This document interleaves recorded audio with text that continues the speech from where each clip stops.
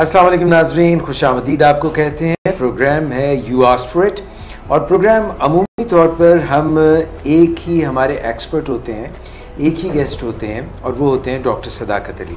आज भी हमारे साथ मौजूद हैं, मगर आज का प्रोग्राम जो है वो क्योंकि बहुत से लोगों का बहुत ही गंभीर मसला है, इसलिए आज हमारे साथ एक गेस्ट और भी हैं। नाज़रीन, सबसे पहले आपकी मुलाकात मैं करा रहा हूँ अमूमी तौर पर हर जुमे की शाम को हमारे साथ जैसा कि होते हैं डॉक्टर सदाकत अली। अस्सलाम वालेकुम। कैसे हैं आप डॉक्टर साहब? खैरियत से हैं?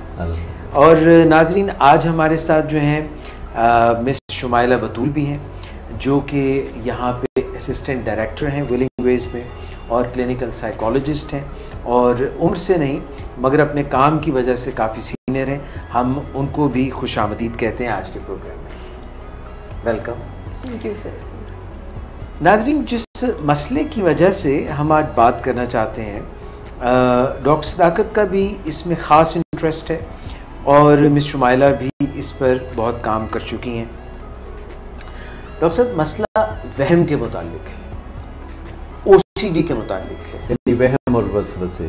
वहम और वसवसे, और उर्फ़े आम में जैसे कि हम साइकोलॉजी की फील्ड में ऑब्सेसिव कंपल्सिव डिसऑर्डर की बात करते हैं। अच्छा भाई, ये वहम और वसवसों का इंसान के साथ बहुत चोरी दामन का साथ रहा है और अज़ल से इंसान इसमें गिरफ्तार होता रहता है। और एक सही भी थी बहुत पहले, जो कि ये थी कि वहम का इलाज तो लुकमान हकीम के पास भी नहीं। अब मुझे नहीं पता लुकमान हकीम कौन थे और कहाँ थे, लेकिन मुझे ये बताया कि आज की दुनिया में जो सेल्फ डायरेक्टेड बिहेवियर थेरेपी है या कॉग्निटिव बिहेवियर थेरेपी, उसके ज़रिए OCD या वहम और वसवसों के साथ बड़ी कामयाबी से आप निपट सकते हैं और अपनी ज़िंदगी की तामीर नौ कर सकते हैं। अगरचे ये बहुत कोई मुख्तसर काम नहीं, या ऐसा नहीं है कि आप कुछ दवा लें कुछ दिन के लिए तो फिर आप बिल्कुल ठीक ठाक हो जाएं। अगरचे दवाएं मदद करती हैं वक्ती तौर पर और वहम और वसवसों से होने वाली अजियत को कम करती हैं, लेकिन ये दवाएं क्योरेटिव नहीं होती। Curative self directed behaviour therapy है, जो कि 5 स्टेप्स का एक फार्मूला है, जिसे हम पहले 4 स्टेप्स हमने डिज़ाइन किए थे, लेकिन अब एक एक्स्ट्रा स्टेप पॉलिशिंग स्टेप है, जिसे तामीर नौ का स्टेप कहते हैं, वो भी साथ शामिल किया है ताकि ये गारंटेड हो जाए कि OCD या वहम और वसवसों का दोबारा आपकी ज़िंदगी पे गलबा ना हो सके। लेकिन जैसा कि मैंने देखा है, लोग इस बीमारी से बहुत ज़्यादा तकलीफ़ उठाते हैं और उन्हें समझ में नहीं आता कि वो क्या करें। वो एक तरह से एक कोई घोस्ट सा उनके, वो एक भूत सा उनके ऊपर सवार हो जाता है, कुछ काम बार बार करने का, जो कि उनके खप्त या ऑब्सेशंस उन्हें मजबूर करती हैं और उनके जो ज़िंदगी के रोज़मर्रा मामूलात हैं उन पे बहुत चोट पड़ती है। फिर उसका फ़िक्र भी होता है कि जो असल करने का काम था वो तो किया कोई नहीं, और ये इस गोरख धंधे में हम पड़े रहे कि कभी हाथ धोने बैठे हैं और कभी चीज़ों को बार बार गिन रहे हैं, कभी लॉक बार बार चेक कर रहे हैं, कभी कोई नंबर्स को चेक कर रहे हैं, या कभी इस वहम से जान छुड़ाने की कोशिश कर रहे हैं कि आज मैंने किसी का कोई नुकसान तो नहीं कर दिया, और तलाशी ले रहे हैं, अपनी तलाशी ले रहे हैं कि मैंने आज दिन भर में कहीं किसी का दिल तो नहीं दिखा दिया, या हद से बड़ी हुई ये सोच, हद से बड़ा हुआ ये वहम और वसवसा, जिसके नतीजे में लोग ऐसे इकदाम करते हैं जो बहुत ही अजीबोगरीब और मज़ा का खेज लगते हैं। जैसे अगर कोई ये सोचे बगैर वजह के रात को नींद खुली है और पहला ख्याल उसके जहन में ये आए कि आज जब मैं दफ्तर से गाड़ी पर घर वापस आ रहा था तो रास्ते में मैंने अपनी गाड़ी के नीचे तो किसी को नहीं दे दिया, और फिर इसके हवाले से वो अपने जहन में वीडियो चला के देखता है कि ऐसा कहीं कर तो नहीं दिया, और फिर वो उठ के बेडरूम से आके गैराज में गाड़ी का मुआयना करता है कि उसके मडगार्ड पे कहीं किसी जगह खून का कोई धब्बा तो नहीं, या फिर घर से निकल के वापस रात को दफ्तर जाना आधी रात के वक्त और हर जगह सड़क पे ये चेक करना और लोगों से पूछते फिरना कि यहाँ आपने कोई हादसा होते हुए तो नहीं देखा। इसकी कोई हद नहीं कि वहम और वसवसे इंसान को इतनी अजियत में मुब्तला कर सकते हैं। बिल्कुल आपने सही कहा। इससे पहले कि आज की इससे मिलती जुलती एक केस स्टडी जो इनबॉक्स में अपना मसला एक साहब ने बयान किया, वो मैं आपसे पूछूं उसके मुतालिक, वो आपको केस हिस्ट्री बताऊं।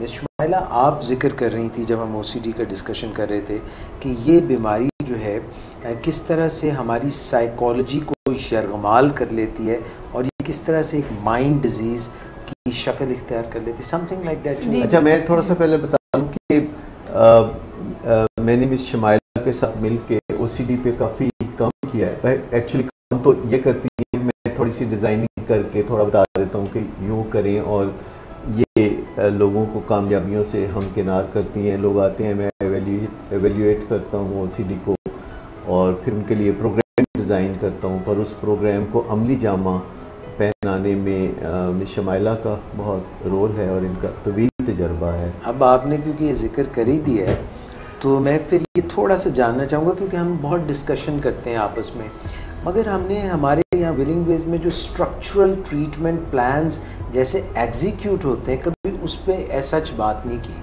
But now that you have mention कि डिज़ाइन करते हैं और फिर ये अमली जामा उसको पहनाती हैं, तो केसेस सच एज ओसीडी और for that matter schizophrenia, bipolarity और अदर मेंटल डिसऑर्डर्स और अल्कोहलिज्म और एडिक्शन, सब्सटेंस अब्यूज़ और नॉन सब्सटेंस अब्यूज़, इसका थोड़ा सा फिर आप बात बता ही दें कि हमारे यहाँ पे जो हम प्रोग्राम लेके चलते हैं, इंडोर का थोड़ा सा, आउटडोर का, just please touch upon this. आप दोनों यहाँ पे मैं मुख्तसर सा ही इस पे आज बात करूँगा कि हम यहाँ काम कैसे करते हैं और वो स्ट्रक्चर्ड जो काम है उसमें कितने साइकोलॉजिस्ट किस तरह अपने अपने अंदाज में हिस्सा लेते हैं और चारों तरफ से हम एक मसले को घेर लेते हैं एक तरह से, ताकि वो एमिकेबली सॉल्व हो जाए और जो हमारे क्लाइंट्स हैं वो अपनी ज़िंदगी में आइंदा खुद से मैनेज कर सकें अपने मसलों को। हम कोशिश करते हैं कि इन इमराज के हवाले से अपने मरीज़ों को मुहताज ना बनाएं, बल्कि उन्हें सिखा दें, एम्पावर कि जो प्राइमरी क्रॉनिक डिसऑर्डर्स हैं जिनके अंदर कुछ जेनेटिक कंटेंट होता है और कुछ हमारी लाइफस्टाइल से भी बात बिगड़ जाती है, तो उनको हम अच्छी तरह से सिखा दें कि कैसे ऑनगोइंग बेसिस पे जो दायमी बीमारियां होती हैं, जैसे डायबिटीज़ एक दायमी बीमारी है, तो ओसीडी भी एक दायमी बीमारी है, बट फॉर्चुनेटली जो उम्र बढ़ती रहती है ओसीडी कम होती है। वैसे ये बीमारी काफ़ी देर तक चलती है, देर चलती है, लेकिन अमूमन 40 साल की उम्र के बाद बहुत से मरीज़ों को खुद से फाका हो जाता है, क्योंकि जो केमिकल्स इस बीमारी को पालते हैं उन केमिकल्स की फ्लो में कुछ कमी आ जाती है 40 साल की उम्र में, और यूजुअली जो एडोलेसेंस में लोगों को ओसीडी की बीमारी होती है, तो वक्त गुजरने के साथ साथ वो आज खुद भी बेहतर होती है। So there is a great hope, लेकिन आपको इतने लंबे इंतज़ार में पड़ने की ज़रूरत नहीं है। आप चाहें तो अपनी ज़िंदगी को फौरी तौर पर बेहतर बनाना शुरू कर सकते हैं। जो मैं बता रहा हूँ कि एक स्ट्रक्चर्ड प्रोग्राम होते हैं जिसमें कोई एक साइकोलॉजिस्ट काम नहीं करता, बल्कि एक टीम है साइकोलॉजिस्ट की। We are about 20 people around here, यहाँ लाहौर में सिर्फ, बाकी कराची, इस्लामाबाद में मिला के तो 60, और हम मिलजुल कर काम करते हैं, अपने अपने हिस्से का काम करते हैं। और मेरा काम बुनियादी तौर पर इवेल्यूएट करना है कि मसला है क्या और उसका जो ताना बाना है वो क्या है और उसका फैलाव किस कदर है, क्रॉनिसिटी क्या है, उसमें जो बुनियादी डायग्नोसिस है वो कैसे हो, और फिर हम एक प्लान देते हैं क्लाइंट्स को जिस पे स्टेप बाय स्टेप चलते हुए वो अपनी ज़िंदगी को बहुत खूबसूरत बना सकते हैं। लेकिन ये क्विक फिक्स नहीं है। एडमिशन ज़रूरी है? नहीं, एडमिशन बहुत रेयर मामला, उसकी भी है सहूलत। हाँ, सहूलत तो मौजूद है, लेकिन एडमिशन की ज़रूरत बहुत रेयर मामला में होती है। हमारी हद्दुल इम्कान कोशिश ही होती है कि एडमिशन तक नौबत ना पहुँचे, आउटडोर बेसिस पे। हाँ, ताकि फंक्शनैलिटी जितनी भी है किसी शख्स की ज़िंदगी में जितनी भी फंक्शनैलिटी है वो हैम्पर ना हो जाए, क्योंकि एडमिशन के साथ फंक्शनैलिटी तो कम हो जाती है, ख़त्म हो जाती है। और हम चाहते हैं कि जिस कदर फंक्शनैलिटी किसी शख्स की ज़िंदगी में है उसको हम बढ़ावा दें, कम ना करें। लेकिन कहीं ना कहीं किसी न किसी जगह एडमिशन की ज़रूरत भी पड़ती है और सारा फोकस बीमारी को सेहतयाबी की तरफ उसका रुख मोड़ने की ज़रूरत होती है। तो ये चारों जो आपके विलिंग वेज के हैं इदारे, कराची में, लाहौर में हेड ऑफिस, इस्लामाबाद में और मरी में, चारों में आउटडोर ट्रीटमेंट की फैसिलिटी भी है और इंडोर की भी है? हाँ, सभी जगह आउटडोर की भी है और इंडोर की भी है। और इंडोर का पर्पज़ सिर्फ इतना होता है कि मरीज़ को आउटडोर के काबिल बनाया जाए। यानी आप समझिए कि बाज़ लोगों का तसव्वुर होता है कि जैसे आप कोई ऑपरेशन करवाने गए हैं, अपेंडिसेक्टमी करवाई है तो इंडोर में गए हैं और अब आए हैं तो ट्रीटमेंट मुकम्मल। तो ऐसा नहीं है। साइकेट्रिक और साइकोलॉजिकल डिसऑर्डर्स में या सोशल प्रॉब्लम्स में जिनके लिए हम काउंसलिंग फ्राहम करते हैं, हमें लगता है कि आपको स्किल सीखनी पड़ती है, लाइफस्टाइल चेंज लानी पड़ती है फॉर द बेटर, और उससे फिर कोई एक ही मसला नहीं सुलझता जिसकी खातिर लोग हमारे पास आते हैं, बल्कि उनकी ज़िंदगी के कई और पहलू जो हैं आज खुद बेहतरी की तरफ चलने लगते हैं और ये एक बोनस उनके लिए होता है। इससे पहले कि मैं मिस शुमाइला से कहूँ कि वो सवाल करें, लास्ट वन, आपके अलावा कोई साइकियाट्रिस्ट भी आपके ट्रीटमेंट में मौजूद है? हाँ, मुकम्मल टीम है हमारे पास। साइकियाट्रिस्ट है डॉक्टर फरासत अली जोगर, आप अच्छी तरह वाकिफ़ हैं, बल्कि मैं तो कहूँगा कि आप उनका भी इंटरव्यू करें जल्द। और जो भी हमारे टीम में लोग काम करते हैं सभी बड़े कैपेबल, एक्स्ट्रा और ऑर्डिनरी सलाहियतों के मालिक लोग हैं, और मैं समझता हूँ कि ऐसी ज़बरदस्त टीम के साथ काम करते हुए तो हम बहुत लुत्फ़ महसूस करते हैं, बहुत अच्छा महसूस करते हैं। और किसी काम को जो आपने रोज़मर्रा करना है और हमेशा के लिए करना है, उसमें अच्छा लगना, अच्छा महसूस होना, कामयाबी का एहसास होना, ये काफ़ी मुआवन साबित होता है। तो मेरा ख्याल पहले तो आप OCD का जो मसला डिस्कस करना चाहते थे, तो मैं चाह रहा हूँ कि मिस जो है वो भी कोई आपसे जो है whatever she wants to give some input, फिर उसके बाद मैं वो मसला डिस्कस कर लेता हूँ। आपने जो सवाल किया ना कि माइंड को कैसे ये पोजेस कर लेते, बेसिकली ये एक ब्रेन प्रॉब्लम है। जैसे डॉक्टर साहब ने कहा कि केमिकल इम्बैलेंस होते हैं और हमारे ब्रेन में जो कोई सेटिस्फेक्शन वाला एरिया है ना, वो मैसेज सेंडिंग और रिसीविंग में वहाँ पर डिफ़िकल्टी, मतलब जैसे दो न्यूक्लियस है, कॉर्डेट न्यूक्लियस और पुटामेन, ये दो न्यूक्लियस है हमारे ब्रेन में, जो ये फ्रंटल ब्रेन के साथ उनका तबादला ख्यालात होता है। तो उसमें आप समझें कि वो इंजन जो है वो जो ज़रूरत से ज़्यादा जोर लगाने लगता है। यूँ इसकी मिसाल दे सकते हैं कि एक गाड़ी है जो कीचड़ में फंसी हुई है और आप जोर लगा रहे हैं और पहिए जो है वो बड़ी तेज़ी से घूम रहे हैं और आप समझ रहे हैं कि ये गाड़ी अभी बाहर निकल जाएगी और वो नीचे को धुंस रही होती है। तो उसको कोई पीछे से थोड़ा धक्का ऐसे मामूली सा चाहिए कि वो उस मुश्किल फेज में से निकल जाए, तो फिर आगे गाड़ी चलनी शुरू हो जाती है। इस तरह आप बता रही थी। मैं सर यही कि वो होती है ब्रेन प्रॉब्लम है, और जैसे वहम हो जाना, यानी हाथ धोएं और सेटिस्फेक्शन नहीं हो रही है कि पता नहीं धो लिए हैं या नहीं।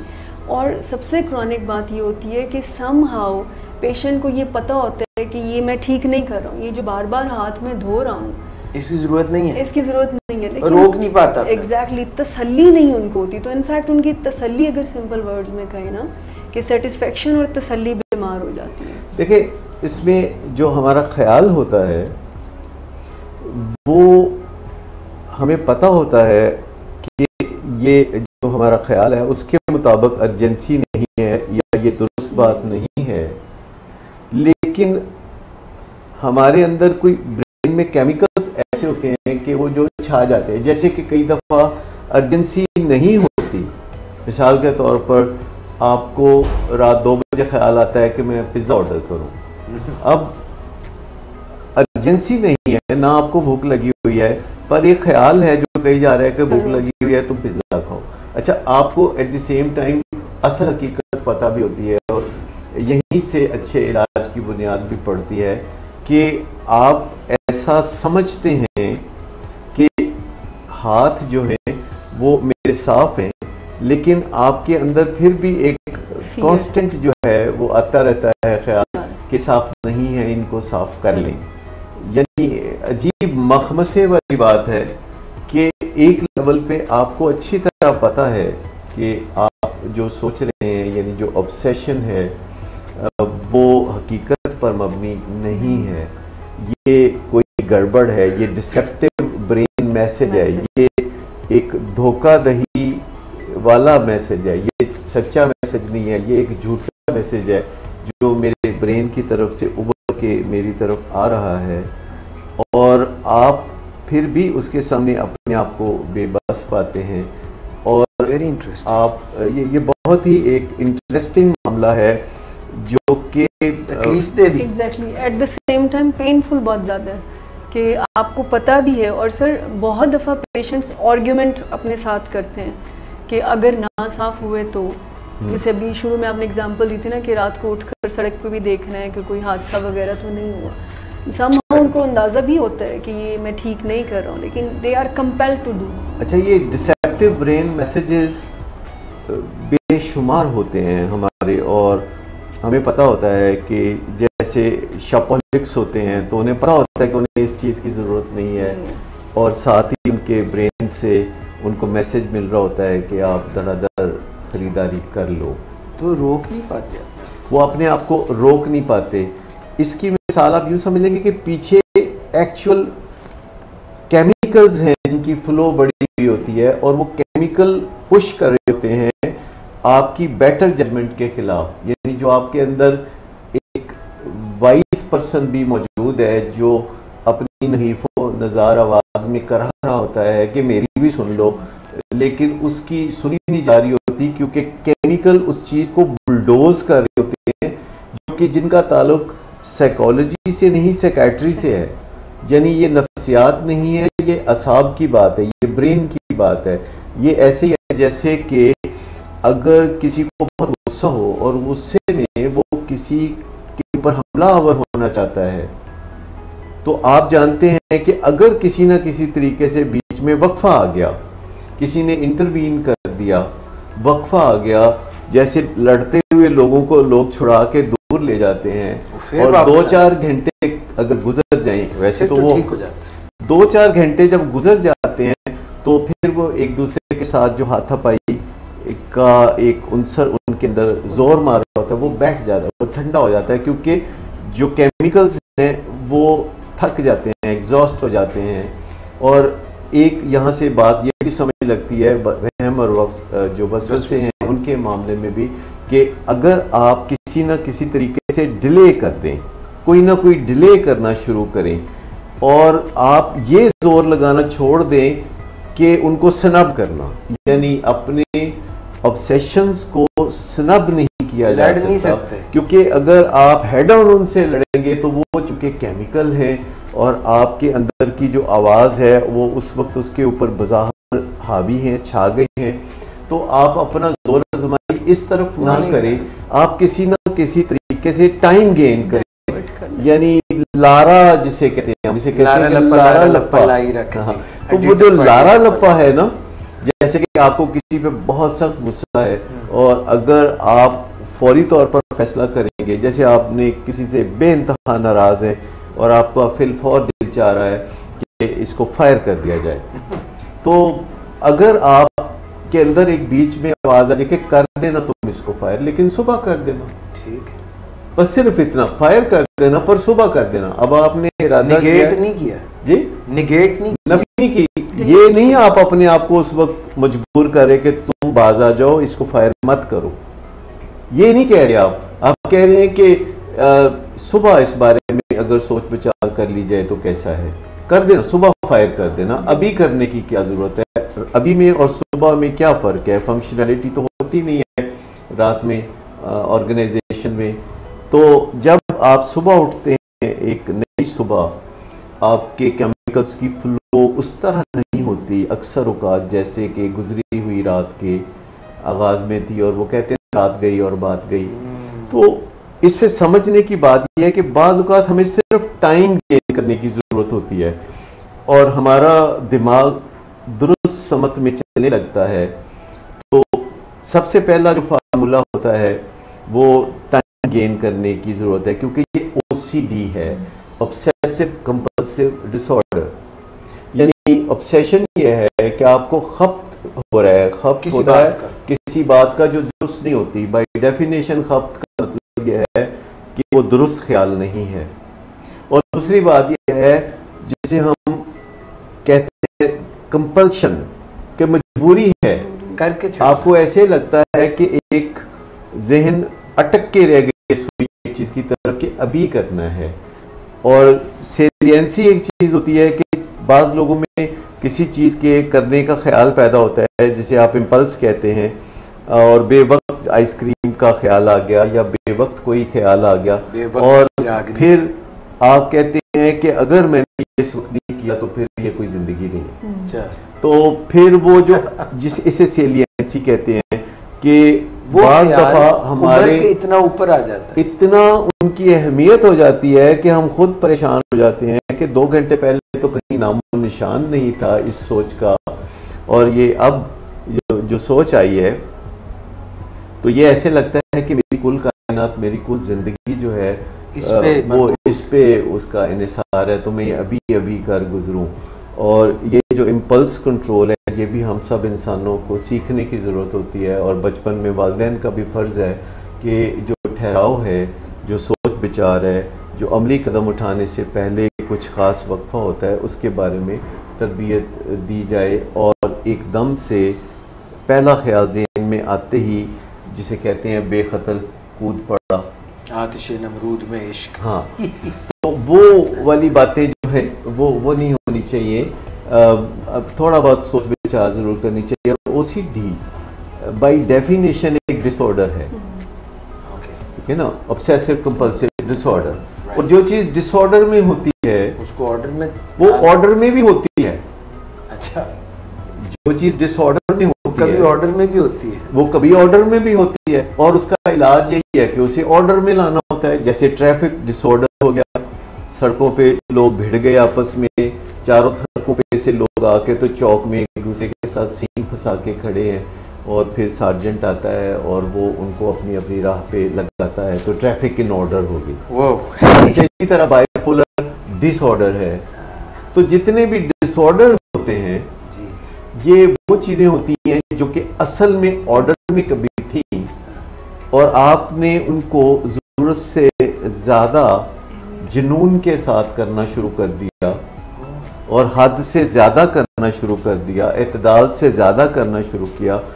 तो सारी एडिक्शंस भी इसी तरह ऑब्सेसिव कंपल्सिव डिसऑर्डर्स होती हैं कि जिसमें लोगों के ज़हन में एक चीज़ बहुत अहमियत इख्तियार कर जाती है और बाकी सब चीज़ें उनकी ज़िंदगी में डी एम्फेसाइज हो जाती हैं। तो बाकी चीज़ों को अगर हम एम्फेसाइज करना शुरू करें तो जो चीज़ बहुत ज़्यादा अहमियत इख्तियार कर गई थी तो उसके हिस्से में हमारी कम एनर्जी, हमारी कम तवज्जो, हमारी कम कोशिश आना शुरू हो जाएगी। डॉक्टर साहब, ये आपकी बात से मेरे जहन में आया कि डिसऑर्डर की आप बात कर रहे हैं, और ये आपने एडिक्शंस की भी बात की, और भी आपने बातें की, मेटाबॉलिक भी डिसऑर्डर होते हैं।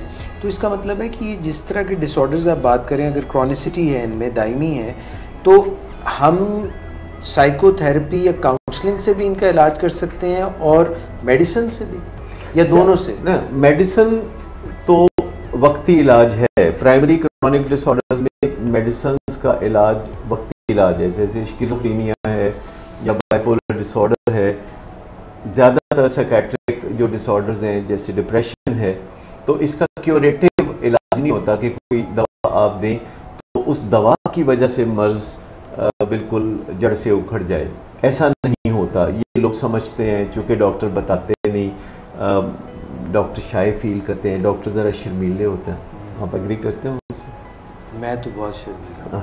अच्छा, ये जो डॉक्टर का शर्मीलापन है ये सच को जो बताते नहीं हैं, और बताते इसलिए नहीं है कि मरीज ना पच जाए। हाँ, मतलब लोग सुनना नहीं चाहते। तो मैं समझता हूँ कि जब हम किसी कंसल्टेंट के पास जाते हैं, किसी से मशवरा लेने जाते हैं, तो फिर हम उसका खौफ तो उतारते हैं ना कि जी आप जो सच है वो कह दीजिएगा और सच के अलावा कुछ ना कहिएगा।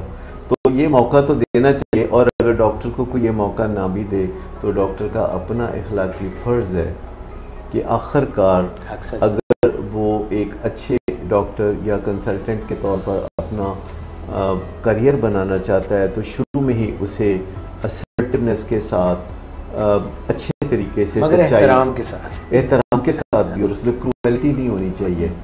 ज़रूरी नहीं कि आप जो बात भी करें उसमें लोगों को अनॉय करें डोनाल्ड ट्रंप की तरह। तो सारी दुनिया परेशान हो जाती है, हालांकि उसकी बहुत सारी बातें काम की बातें होती हैं, पर वो करता ऐसे है कि लगता है कि अंदर से उसका पूरा इरादा है कि मतलब किसी के कलेजे पे लगे जाके। सर अगर इजाज़त दें तो एक छोटा सा जोक, अगर मुझे ना मार पड़े तो वो हमारे एक लीडर हैं, तो उन्होंने कहा कि इसने ऐसी बात की है डोनाल्ड ट्रंप ने पाकिस्तान के मुतालिक, मैं इनकी मिसेस को ऐसे पैगाम भेजूंगा जैसे मेरे ऊपर इल्ज़ाम बाद आ जाए आप सोशल मीडिया वालों को दावत दे रहे हैं कि कुछ आपको लाइटर में वो इन द लाइटर वो किसी ज़माने में जब मैं बहुत छोटा सा था तो उन्हें ऐसे ही मैंने डिस्टर्ब करना, टेंशन मांगना, कुछ करना, और उन्होंने मुझे मना करना, तो बाज ना आना, तो फिर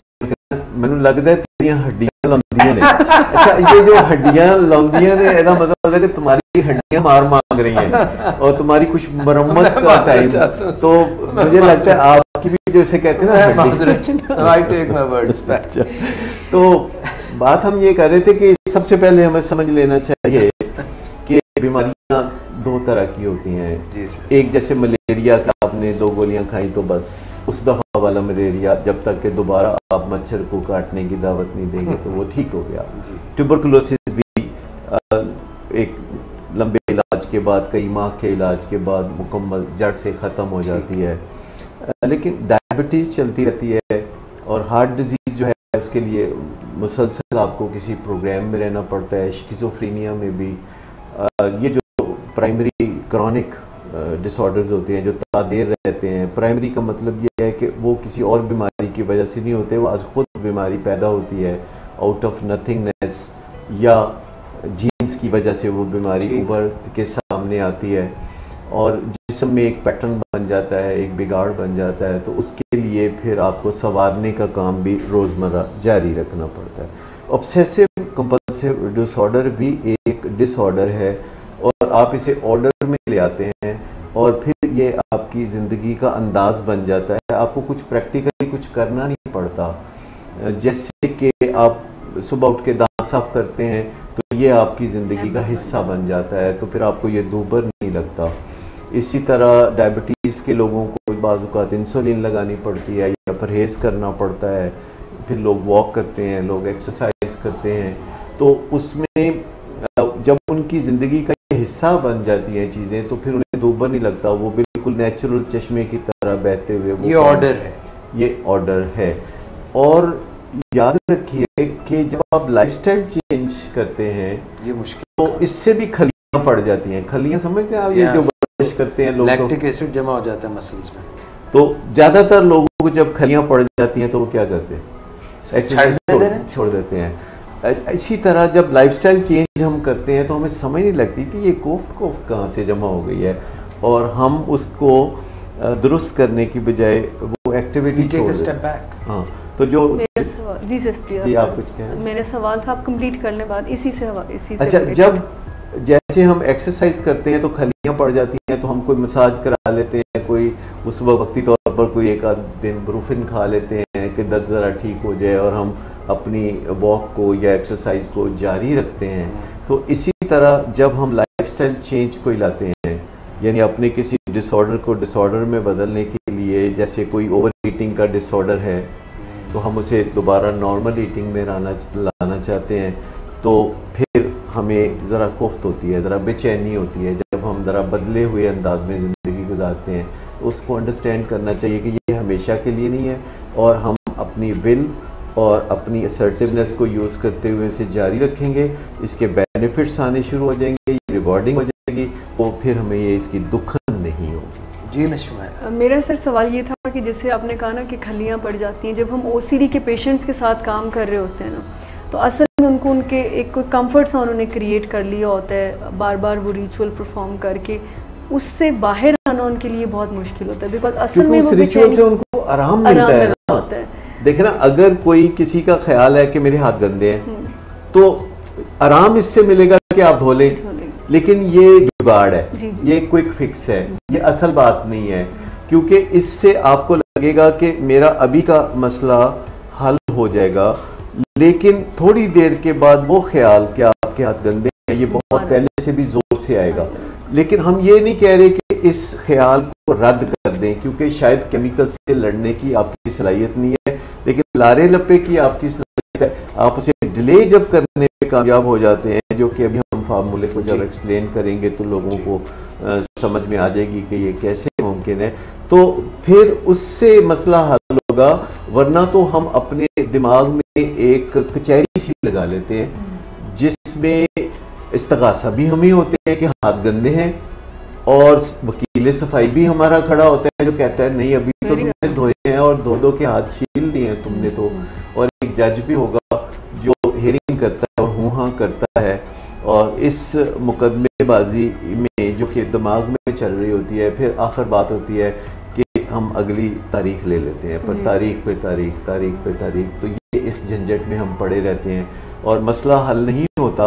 और सबसे बड़ी बात यह है कि जो हमारी दीगर ज़िंदगी के काम है वो बहुत बुरी तरह मुतासर है। सर, इसमें परफेक्शनिज्म का भी कोई रोल होता है कि ये क्या इसकी रूट्स परफेक्शनिज्म से भी मिलती हैं? बिकॉज पेशेंट को जब हम कहते हैं ना कि ये आपने अपनी ऑब्सेशंस को डील करने के लिए ये करना है, जैसे 4 स्टेप्स या 5 स्टेप्स की बात हम करते हैं, तो उनको बता चुके होते हैं कि 4th स्टेप में सम टाइम आपकी OCD भी जीत सकती है, बिकॉज आपकी प्रैक्टिस इतनी ज़्यादा है उसको करने में, तो सम टाइम वो भी जीत सकती है।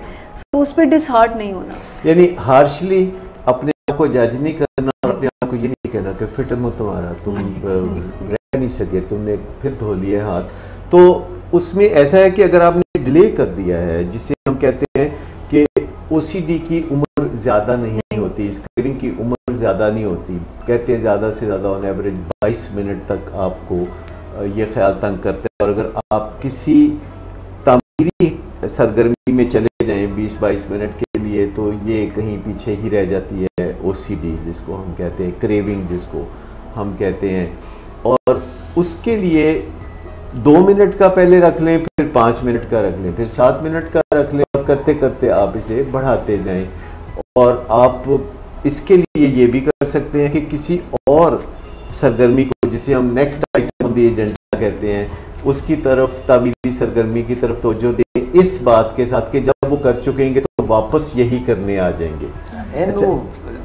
ध्यान लाई रखना, मतलब वो उसको साफ नहीं कहना। जैसे रियल लाइफ में तो कोई बंदा आके आपसे कहता है जी मुझे कोई कर्जा दे दें, तो आप अगर ये कहेंगे कि नहीं भाई मैं देता नहीं कर्जा, तो बिल्कुल तुरंत आंसर आप दे देते कि नहीं देता, तो फिर आपको डर लगता है, ताल्लुकात ख़राब होंगे, वो बंदा नाराज़ होगा, तो आप उसे कहते हैं कि यार आज तो है नहीं, तुम परसों तक पता करना। आपका ख्याल होता है कि परसों तक वो पता नहीं किसी और के पास टल जाएगा, पर वो टलता नहीं। तो रियल लाइफ में यानी किसी और बंदे को लारे लगाना इसमें तो, लेकिन ये जो OCD है जिसमें आप अपने मर्ज का इलाज करें, याद रखें कि वही चीज़ें जो रियल लाइफ में गैर अखलाकी होती हैं, इलाजों में वो बाज़ औक़ात अखलाकी चीज़ें होती हैं। मसलन आप किसी को टीका लगाएं तो ये एक बहुत ज़बरदस्त अच्छी बात होगी इलाज के नुक्ता नज़र से, लेकिन अगर आप किसी को सुई चुभो दें, आप ज़िंदगी में आप हवाई जहाज़ में बैठे हुए साथ के मुसाफिर को एक हल्की सी सुई चुभो दें, तो ये कैसा होगा? बड़ी बुरी बात है। तो जो चीज़ें आम जिंदगी में बुरी बात होती हैं, इलाज मुआलजे में कॉन्सेप्ट ही बदल जाते हैं। यानी जब एक डॉक्टर मुआयना करता है मरीज का और कहता है जरा कपड़े उतार के तो यहाँ लेट जाए, तो आपको अजीब नहीं लगता, आप फौरन उसके हुक्म की तामील करने लगते हैं। लेकिन रियल लाइफ में तो आप किसी को ऐसे नहीं कह सकते।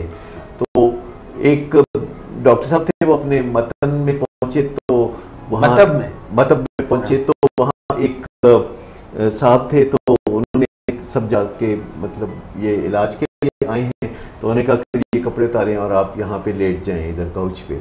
तो वो साहब जो हैं उन्होंने कपड़े उतारे और वो उस पे काउच पे लेट गए। तो डॉक्टर साहब ने सारा उनके सर से पाँव तक मुआयना किया, बहुत से सवाल किए, यहाँ दर्द होता है नहीं होता, यहाँ महसूस होता है नहीं होता। तो फिर में करके कहा कि मैंने हर चीज़ देख ली है, आप पूरी तरह सेहतमंद इंसान हैं। कहते हैं हाँ ये बात तो है। कहते फिर आप मेरे पास क्यों आए? तो मैं कब आया हूँ, मैं तो सफाई करने आया था कमरे में। तो बाज़ औक़ात इस तरह की गलतफहमियां भी हो सकती हैं, लेकिन मैं आपको बताऊं कि इलाज मुआवजे में हर चीज़ सेक्रेट हो जाती है। सही है। सो जब आप लारा लगाते हैं अपने आप को कि ये जो मैं तुला हुआ हूँ ये काम करने पे इस वक्त, तो ये मैं बाद में करूँगा, लेकिन जो मेरा तयशुदा मंसूबा था वो ये करने का था, यानी तैयार होकर दफ्तर जाना था, या मैंने होमवर्क करना था, या मेरे को फाइल वर्क करना था, या मैंने फलां काम करना था, किसी को कॉल करनी थी, तो आप कहते पहले मैं वो कर लूँ, मैं आता हूँ फिर वापस तुम्हारी तरफ, थोड़ा सा लारा लगाने की। ठीक हो गया सर। ये जो आपने बातें बताई हैं, डिले की, डिस्ट्रैक्ट की, डिस्टॉर्ट की में भी, ये इनकी तरफ भी हम आएंगे। जो आप 4 असूल या 5 असूल बताने वाले हैं OCD के, मगर वकील सफाई और वकील इस्तिगासा, ऑर्डर ऑर्डर ऑर्डर, मैं अब एक केस आपके सामने पेश करना चाहता हूँ। मिर्ज़ा अलीमुद्दीन बेग साहब हैं, यहाँ से मीरपुर ख़ास से गए हैं, लंदन में होते हैं, इंग्लैंड में अरसा 15 साल से मुकीम हैं। उनकी उम्र अभी सिर्फ 35 बरस है। वो आपके प्रोग्राम बहुत शौक़ और इन्हमाक से देखते हैं और अपनी फैमिली और फ्रेंड्स को भी दावत देते हैं कि सब लोग विलिंग वेज फेसबुक पेज पर सब प्रोग्राम्स देखा करें और कमेंट्स भी करें। वो अपने मुतालिक बताते हैं कि वो दीनदार हैं, वज़ू करते हैं तो उनकी तसल्ली नहीं होती, बार बार वज़ू करते हैं, गुस्ल करने के बावजूद तहारत और पाकीज़गी महसूस नहीं करते, नमाज तवील हो जाती है कि कोई रकत ख़ता तो नहीं हो गई। प्राइवेट बैंक में मुलाजिम है और वहाँ पर कई मरतबा लेजर को बैलेंस करने में इतनी दुश्वारी महसूस करते हैं कि बार बार एक ही अमल को दोहराते हैं, हालांकि उनको लगता है कि ये मैंने हिसाब सही किया है, और ख़ुद भी तंग पड़ जाते हैं। ऑफिस में हो या घर में, हर काम में नज़्म व ज़ब्त और एक ख़ास तरह की तरतीब से काम चाहते हैं, और अगर कोई तरतीब ख़राब कर दे तो बहुत चिढ़ जाते हैं। और आधी रात को आंख खुलती है तो अपनी लॉक्स को डबल चेक करते हैं, ट्रिपल चेक करते हैं, गाड़ी को जाके देखते हैं कि लॉक भी है या नहीं, लॉक्ड बाहर गाड़ी खड़ी होती है, और बहुत बुरा महसूस करते हैं। कई मरतबा उनके ज़हन में ऐसे बुरे बुरे ख़यालात आते हैं जो वो चाहते नहीं हैं क्या है, और जैसे कोई उनको लगता है कि बच्चों के मुतालिक उनको कोई ऐसे बुरे ख़यालात आ रहे हैं, हालांकि उन्होंने कोई ऐसा काम किया नहीं है, मगर उनका ख्याल आता है और उनको ये लगता है कि कहीं बच्चों को मुझसे कोई नुकसान ना पहुंच जाए, कोई जो है इमोरल हरकत ना हो जाए ज़िंदगी। बाज़ लोग अच्छी तरह जानते हैं कि वो ये नहीं करेंगे, इसके बावजूद उनके दिल में ये बार बार ख्याल आता है, और वो घर में छुरियाँ या इस किस्म की चीज़ें नहीं रखते। उनका ज़हन होता है कि पता नहीं किसी दिन अचानक वो किसी बच्चे को ये नुकसान कर देंगे, तो ये वो जानते भी हैं और वो ये नहीं भी जानते। इस मखमसे में उनकी ज़िंदगी बहुत बोझल हो जाती है, और ये कहते हैं कि मेरी ज़िंदगी जीरन हो गई है, मैं तो इसे ख़त्म करना चाहता हूँ। बहुत से डॉक्टर से मिला हूँ, साइकोलॉजिस्ट से भी, मगर समझ नहीं आती, अब खुदारा आप ही मेरी मदद कीजिए। ये है वो केस आज का। अच्छा, इसमें मैं आपको बताऊँ कि जब एक हद से ज़्यादा जी इन सिम्टम्स की वजह से तकलीफ़ होती है, तो कुछ मेडिसिन, कुछ दवाएं हैं, क्योंकि एक मेडिकल प्रॉब्लम है, ये केमिकल की फ़्लो का प्रॉब्लम है, और इस फ़्लो को कंट्रोल करने के लिए बहुत सारी दवाएं मौजूद हैं जी, और उन्हें इस्तेमाल किया जा सकता है, लेकिन बिल्कुल इसमें क्लियर अंडरस्टैंडिंग की ज़रूरत है कि जो दवाएं आप इस्तेमाल करेंगे वो क्योर नहीं करेंगी, क्यूरेटिव नहीं है जी, वो मदद करेंगी आपकी, ताकि आप थोड़े कंफर्टेबल हो जाएं और आप वो तरीक़ेकार सीख लें जिसे सेल्फ डायरेक्टेड बिहेवियरल थेरेपी कहते हैं, और आप अपने आप को एक नए सांचे में डाल लें, हत्ता कि आपके इख्तियार में है कि आप अपनी कोशिशों से अपनी ब्रेन केमिस्ट्री बदल डालें। आप अपनी जीन्स को बीट कर सकते हैं। आज की दुनिया में इतनी रिसर्च हुई है कि जो जेनेटिक कोड्स हैं, जो तो उभर कर सामने आने के लिए बेकरार होते हैं, आप ऐसे इकदामात कर सकते हैं कि अपनी जीन्स को डॉर्मेंट रख सकें जी। तो कहते हैं लेट स्लीपिंग डॉग्स स्लीप। तो उसमें अगर हम सही तरीक़ेकार सीख लें और शुरू में दवाओं की मदद लें और दवाओं की मदद से अफाका हो तो असल इलाज को ना छोड़ दें। प्रॉब्लम ये होता है कि जब हम क्विक फिक्स या जुगाड़ की तरफ जाते हैं तो उसमें सबसे बड़ी खराबी ये होती है कि जो असल तरीका है, जो परमानेंट सोल्यूशन है, फिर हम उससे गाफिल हो जाते हैं, फिर हमारी ज़िंदगी में और तरजीहात आ जाती हैं, फिर हम कहते हैं देखा जाएगा, ये तो हम कल भी कर सकते हैं। जैसे जितनी चीज़ें हमारी ज़िंदगी में इम्पॉर्टेंट होती हैं लेकिन अर्जेंट नहीं होती तो वो बैक बर्नर पे चली जाती हैं। इससे इमरजेंसी जन्म लेने लगती हैं कि चीज़ें हमारी ज़िंदगी में ज़्यादा से ज़्यादा ऐसी होने लगती हैं जो कि अर्जेंट भी है और इम्पॉर्टेंट भी है। जैसे दांत दर्द हो रहा है तो ये अर्जेंट भी है और इम्पॉर्टेंट भी है, और अगर दिल बहुत ज़ोर से धड़क रहा है और कंधे में दर्द हो रही है बाएं जानब, तो अब आपके लिए ये मसला अर्जेंट भी है और इम्पॉर्टेंट भी है, और आप फ़ौरन भाग के सारे काम छोड़ के आप तो हॉस्पिटल में जाएंगे। लेकिन जहाँ तक जैसे वर्जिश का मामला है तो ये इम्पॉर्टेंट बात है पर अर्जेंट नहीं है, टाइम नहीं मिलता। तो बेहतर यह है कि अपनी ज़िंदगी का धारा ऐसे रुख पे रख लें कि आप सारा दिन एक्टिव ज़िंदगी गुजारें और वर्जिश आपकी ज़िंदगी का पार्ट एंड पार्सल हो, बजाय इसके कि शाम को आप थोड़ा वक्त 1-1.5 घंटा निकाल के किसी जिम में जाएं और वहाँ जाके आप वर्जिश करें। आप ज़िंदगी को ऐसा बना लें कि आपकी वर्जिश आपके शब रोज़ में समोई जाए, साथ साथ चलती रहे। तो ये भी एक इस मसले का हल है। इसके अलावा नींद बहुत इम्पॉर्टेंट है पर अर्जेंट नहीं। आज रात अगर हम देर से सोएंगे तो कोई बात नहीं, कल सुबह जल्दी भी उठ जाए तो कोई बात नहीं, कॉफ़ी पी के हम दफ्तर चले जाएंगे, काम निकल जाएगा। तो इस तरह जो चीज़ें इम्पॉर्टेंट होती हैं बट अर्जेंट नहीं होती, हमारी लापरवाही का शिकार हो जाती हैं।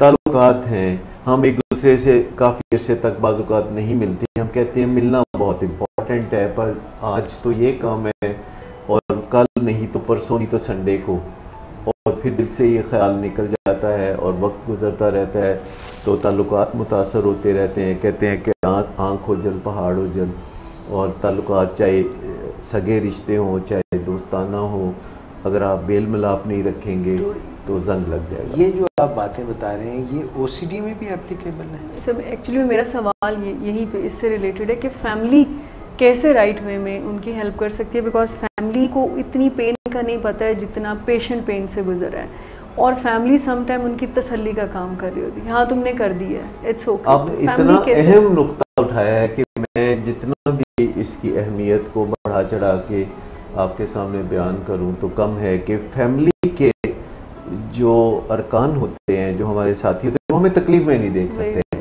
तो वो हमें तसल्लियाँ देना शुरू कर देते हैं। बाज़-औक़ात वो हमें जब रीअश्योर करते हैं तो हमें वक्ती तौर पर फाका होता है, तो हम उन्हें कहते हैं कि तुम हमें रीअश्योर करते रहो, और सोते में जगा जगा के भी फिर पूछते हैं कि मेरे दिल में ये जो ख्याल आ रहा है ये ठीक है कि नहीं। और जो अहले खाना होते हैं वो उसकी तकलीफ़ को रफ़ा करने के लिए तसल्ली की डोज बढ़ाते रहते हैं, या कोई नमाज पढ़ रहा है तो वो किसी और की ड्यूटी लगा देता है कि देखते रहो कि मेरी रकातें पूरी हो रही हैं कि नहीं हो रही। तो एक बिल्कुल स्ट्रेट रूल ये है कि ये जो आप तसल्ली देते हैं किसी फैमिली मेंबर को एक ऐसे मामले में जो ओसीडी से ताल्लुक़ रखता है, तो ये बिल्कुल भी ना करें, क्योंकि इससे सिर्फ वक्ती तौर पर फ़ायदा होगा, बाद में बीमारी और बढ़ के सामने आएगी और आपकी जो तसल्ली की डोज है वो पहले से ज़्यादा उसकी ज़रूरत पड़ेगी। हत्ता कि एक वक्त आएगा कि जितनी डोज इफेक्टिव होती है उतनी तसल्ली आप दे नहीं सकते, और फैमिली भी डिसफंक्शनल हो जाती है, यानी वो सारे काम छोड़ छाड़ कर सिर्फ उनकी तसल्ली। आप इससे अंदाजा करें कि एक बंदा डिसफंक्शनल हुआ है ओसीडी की वजह से, उसकी बीवी या खामद या दीगर अहले खाना भी डिसफंक्शनल हुए हैं, तो आप उस टर्माइल को देखें जो एक दूसरे को देख देख के बेचैनियाँ फिर होंगी, तो उससे जो कुफ्त होगी और बड़ा तरस भी आएगा और फिर डिप्रेशन होगी, बेबसी होगी। तो ये जो सारा गोरख धंधा है जिसमें लोग फंसे होते हैं, और घरों में लोग एक दूसरे के लिए बेइंतहा कुर्बानियाँ देने के लिए भी तैयार होते हैं। हालांकि कुर्बानी सिर्फ जो है वो साल के साल अगर दे दी जाए तो काफ़ी है, आ रही है जी वो उस बेहतरीन मौका है कुर्बानी देने का।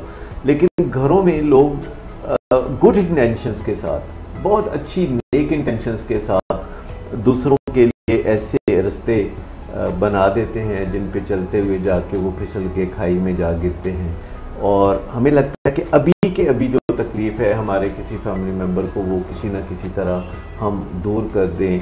और एक तरह से एक बंदे को ओसीडी होती है तो पूरा घर जो है वो बेचैन होता है, क्योंकि उसको सब घर वालों को उस बंदे की मर्जी पे चलना पड़ता है, सफाई सुथराई के मामले में, डिसिप्लिन के मामले में। और फिर ये ख्याल कि ये चीज़ नापाक है और ये चीज़ जब इस चीज़ को छू गई तो ये भी नापाक हो गई, और ये चीज़ जो इसके करीब से गुजर गई तो ये भी नापाक हो गई। तो अहले खाना अपनी तरफ से एहतियातें करना शुरू कर देते हैं।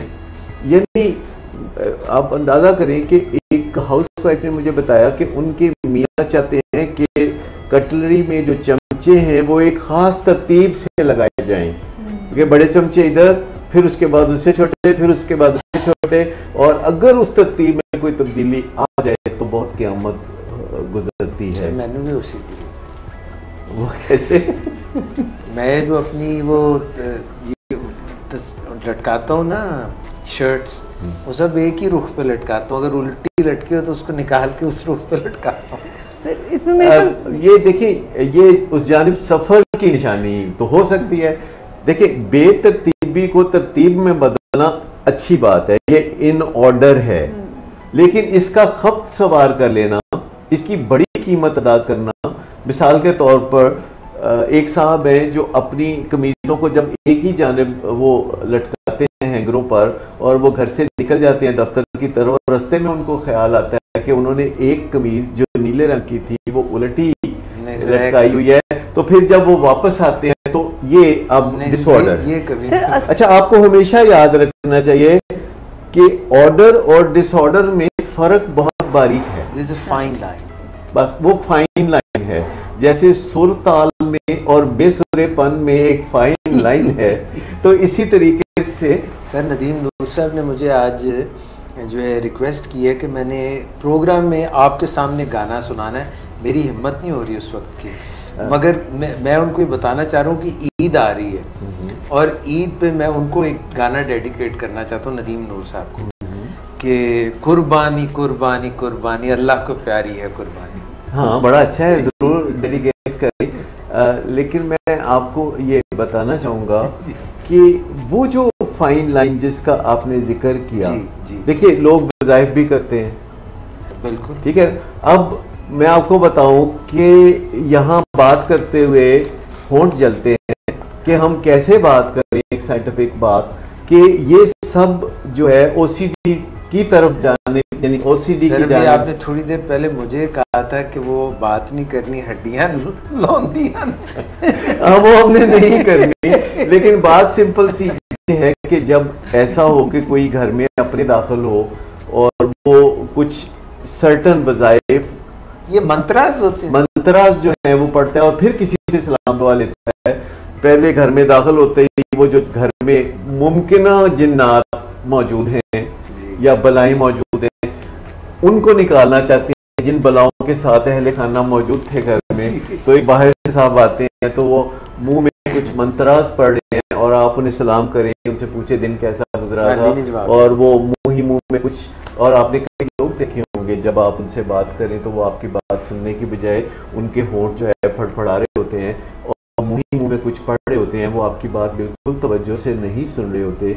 और ये ओसीडी की वो शक्लें हैं जो हमने अज़ल से सीख रखी हैं, जो हमने हिस्ट्री से सीख रखी। थोड़ी थोड़ी ओसीडी भी होती है और ज़्यादा से ज़्यादा भी होती है। हाँ, ये स्पेक्ट्रम है ना, ये जैसे कोई तकलीफ थोड़ी होती है तो कोई तकलीफ बहुत ज़्यादा भी होती है। और हमारी ये जो इरोनियस लर्निंग है, देखिए वो जो 4 पॉइंटेड फार्मूला जिसका हम अभी जल्द ही तज़किरा करेंगे, उसमें ये बात भी तयशुदा है कि हमने कुछ सीख रखा होता है और उसकी जड़ें कहाँ होती हैं ये हमें कोई वाज़े तौर पर पता भी नहीं होता। जैसे सुबह आपकी न्यूज़ फीड में एक पोस्ट आई हो और वो पोस्ट आपके एक दोस्त ने भेजी है जो सनत नगर में रहता है, और आप समझ रहे हो कि वो दोस्त आपके ख्यालात पर असरअंदाज हो रहा होता है, पर हकीकत हो सकती है कि वो पोस्ट कराची से सनत नगर वाले दोस्त को आई हो, और कराची से भी नहीं, वो लंदन से आई हो, और लंदन से पहले वो न्यूयॉर्क से आई हो, और सैन फ्रांसिस्को में एक कोई बंदा ऐसा हो जो ओरिजिनली उस पोस्ट का बनाने वाला हो, ओरिजिनेटर हो, डिजाइन करने वाला हो, उसने अपने जहन को कागज पे बिखेरा हो और फिर उसको स्कैन करके वो पोस्ट बनाई हो, उसके साथ कुछ लिखा हो, और वो होती होती इतने दूर से आप तक पहुंची है। तो मुझे बताइए कि आपको तो लगेगा कि वो मेरे दोस्त जो सनत नगर में रहते हैं वो मेरे ऊपर असरअंदाज हो रहे हैं, लेकिन ये पता नहीं कौन असरअंदाज हो रहा है। वो जो सैन फ्रांसिस्को में है उसने पता नहीं वो बात कहाँ पड़ी थी, और वो बात 1000 साल पुरानी थी या 2000 साल पुरानी थी या 5000 साल पुरानी थी, वो बात दुरुस्त थी या दुरुस्त नहीं थी, लेकिन उसके अंदर कोई इमोशनल अपील थी, उसके अंदर कोई जज्बात थे, उसके अंदर कोई फोर्स थी कि वो रुक ना सकी, और वो चलते चलते आप तक पहुंच गई और आपके ऊपर छा गई, और आपका जो लॉजिकल ब्रेन है वो मुंह तक रह गया। क्योंकि हमारे दिमाग के दो हिस्से हैं, एक ज़्यादातर मंतकी बातों से निपटता है, दूसरा ज़्यादातर जज्बाती बातों से निपटता है, उसको मंतक से और दलील से ज़्यादा लेना देना नहीं होता। तो मुमकिन है कि हमारी बहुत सारी थिंकिंग, हमारी बहुत सारी सोचें, हमारा बहुत सारा बिलीफ सिस्टम वो दुरुस्त ना हो और हमारे लिए अच्छे नताइज ना पैदा कर रहा हो, और वो अच्छे नताइज सड़ चढ़ के वो जो ख़राब नताइज है वो सड़ चढ़ के बोल रहे हों, तो हमारे पास कोई ऐसी बेबसी की सूरत हाल नहीं है। हम चाहें तो अपने नज़रियात को रिविजिट कर सकते हैं, हम चाहें तो अपने जो बिलीफ्स को दोबारा गौर व गौस कर सकते हैं, साइंस की कसौटी पर परख सकते हैं।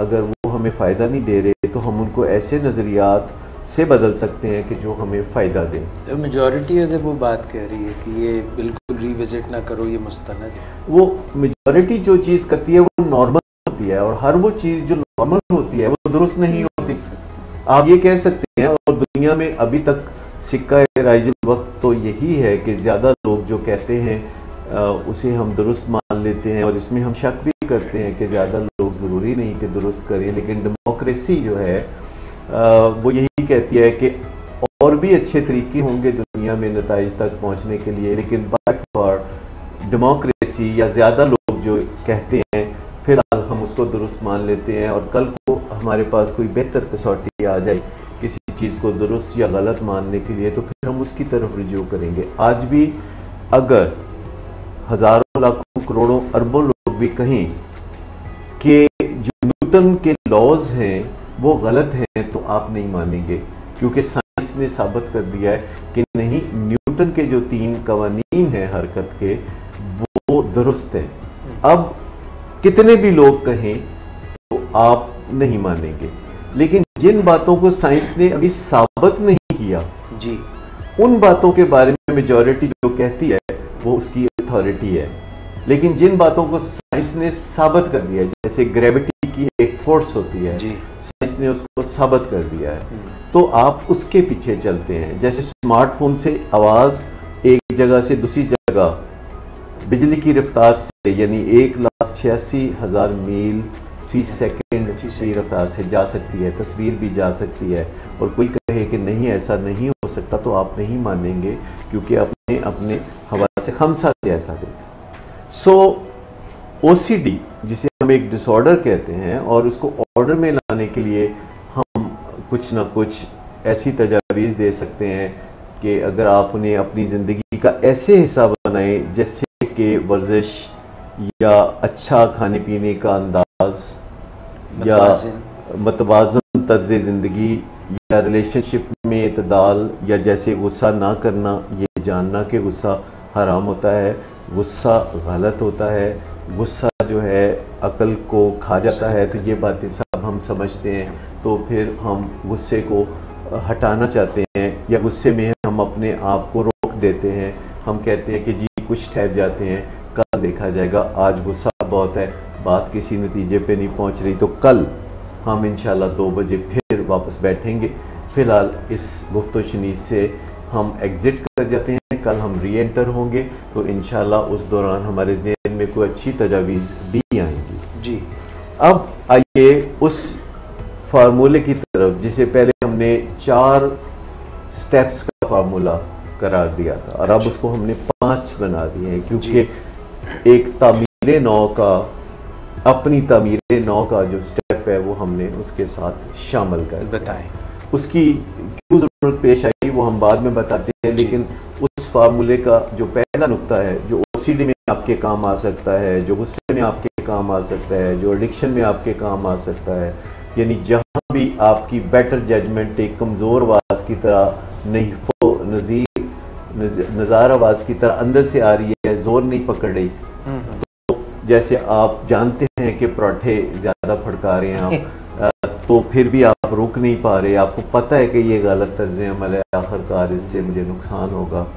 तो ऐसी चीज़ें जैसे एडिक्शंस हैं, आपको पता है कि गैम्बलिंग आपकी ज़िंदगी बर्बाद करेगी या नशे आपकी ज़िंदगी ख़राब करेंगे, तो इन सब के लिए ये फार्मूला इक्वली कारआमद है। बतौर ख़ास इसको हम ओसीडी के लिए ऐसे तमाम मौके जहाँ असल हकीकत भी अंदर से झांक रही होती है, लेकिन कोई और ही बात होती है जिस पे हम अपने आप को मजबूर पाते हैं, तो ये जो फार्मूला है 5.8 फार्मूला, तो इसको अगर हम अप्लाई करना शुरू करें तो हमारी ज़िंदगी आहिस्ता आहिस्ता बहुत खूबसूरती के सांचे में डल जाएगी। कैसे? पहला ये है कि अपने आप को इसका हमनवा न बनाएं, अपने आप को इससे अलग कर दें, अपने आप को इससे सेपरेट कर दें। यानी फ़र्ज़ करें आपको गुस्सा है तो आप वाज़े तौर पर अपने ज़हन में ये फ़िक्र दोहराएं कि ये मैं नहीं, ये मेरा गुस्सा है। यानी आप डिसोन कर देते हैं, आप अपने आप को अलग वाज़े तौर पर और अपने गुस्से को अलग करते हैं। जब आपको वहम और वसवसे तंग करते हैं, आप कहते हैं ये मैं नहीं, ये मेरी ओसीडी है, ऑब्सेसिव कंपल्सिव डिसऑर्डर है। आप उसे एक बीमारी मान लेते हैं, एक ब्रेन डिसऑर्डर मान लेते हैं, एक मेडिकल डिसऑर्डर मान लेते हैं, जो एक्चुअल केमिकल्स की वजह से बुलडोज कर रहा है अपनी मर्जी आपकी सैनिटी के ऊपर। यानी आप जो कि अक्ल सलीम के मालिक हैं, आपके अंदर एक वाइजर एडवोकेट है जो कह रहा है कि तुम्हारे हाथ अब साफ हैं, तुमने अच्छे साफ किए हैं और हाथ साफ हैं, और ये वाइजर एडवोकेट एक हल्की सी आवाज़ में अपना पैगाम देता है, लेकिन बुलडोज करके। वो याद है आपको वो जो हम गए थे एक टेलीविजन प्रोग्राम में, जो क्राइम पे प्रोग्राम होता है, जिसमें वो एक वकील को भी बुलाते हैं और कभी कभी हमें भी बुलाते हैं, लेकिन जो एंकर पर्सन है वो कितनी ज़ोर ज़ोर से मुक्के मार रहे होते हैं टेबल के ऊपर। सर वो एक दिन मैं आप ही के साथ बैठा था तो उन्होंने बॉल पॉइंट पकड़ा होती, सही बता रहा हूँ, तो उन्होंने वो जोश से खताबत में जो मारा ना, तो उनके अपने इधर बॉल पॉइंट घुस गया। तो बाद कहते हैं वो यार मैनू आप पे ऐसे लग गए। यकीन करें मैं डरते मारे जाता ही नहीं उनके प्रोग्राम में, क्योंकि जब वो बात कर रहे होते हैं तो वो बुलडोज कर रहे होते हैं और इतनी जोर से बोल रहे होते हैं कि मेरा दिल करता है उठ के भाग जाओ। कोट पहन के ना यहाँ तक चढ़ा के ना ऐसे बैठते हैं। हाँ, तो ये मुश्किल पेश आती है। और कल तो फिर आपने और मैंने कसम खा ली कि हमने दोबारा नहीं जाना उस प्रोग्राम में। हमारा तो तरा निकाल देते, तरा सही मानों में पता चला कि इस फिक्रे का मतलब क्या है कि निकल जाना, तरा निकाल देते हैं वो तो।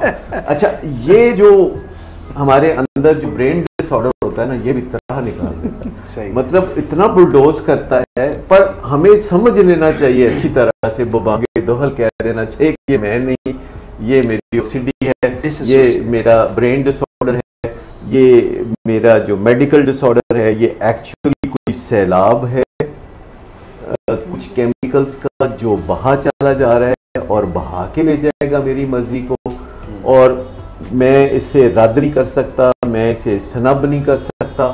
तो इस तरीके से जब हम इस चीज़ को आगे बढ़ाते हैं तो उससे फ़र्क ये पड़ता है कि हम ऐसा नहीं करते जैसा कि ये सोच है कि उस ख्याल को रद्द करके तो निकाल बाहर करें। वो नहीं कर सकते, हम वो करते नहीं। हम अपनी एनर्जी उस खर्च नहीं करते, उस जानिब हम अपनी एनर्जी ज़ाया नहीं करते, बल्कि हम सबसे पहले नुक्ते की तरफ आते हैं। हम कहते हैं कि ये मैं नहीं, ये मेरा ब्रेन डिसऑर्डर है, ये डिसेप्टिव ब्रेन मैसेज है, ये हकीकत नहीं है, ये बीमारी का शाखसाना है, ये केमिकल का सैलाब है जो कि मुझे इस तरह का पैगाम दे रहा है। तो ये एक्सेप्टेंस वगैरह की कैपेसिटी होती है?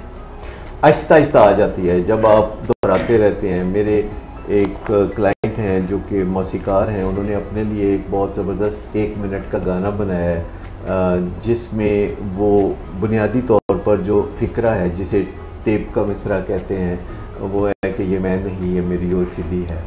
और वो जब गाड़ी चलाते हैं तो वो म्यूज़िक चूँकि वो खुद ही कंपोज करते हैं, तो वो खुद ब खुद वो 1 मिनट की एडवर्टाइजमेंट वो हमेशा सुन लेते हैं और उस एडवर्टाइजमेंट की वजह से उनको बहुत फ़ायदा होता है। कोई एफर्ट नहीं करनी पड़ती, वो गाड़ी ड्राइव कर रहे हैं और वो फिक्र। और कभी कभी कहते हैं कि अब तो मैं गुनगुनाता भी रहता हूँ कि ये मैं नहीं, ये मेरी OCD है। ये सर सेल्फ सजेशन है?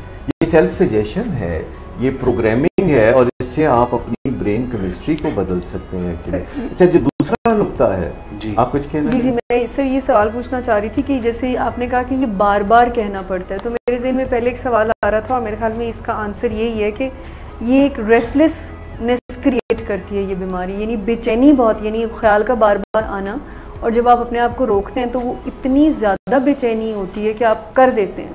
सो जब ये स्टेप करेंगे OCD के पेशेंट, तो उसके साथ बेचैनी क्रिएट होगी और उसका एंटीडोट ये होगा कि वो करते रहें और ये बेचैनी आहिस्ता आहिस्ता कम हो जाएगी। नहीं, इसका मतलब ये है कि वो जो अगले स्टेप्स हैं जिनमें हम किसी तामीरी या next item on the agenda की तरफ जब जाते हैं तो उससे वो बेचैनी कम होती है।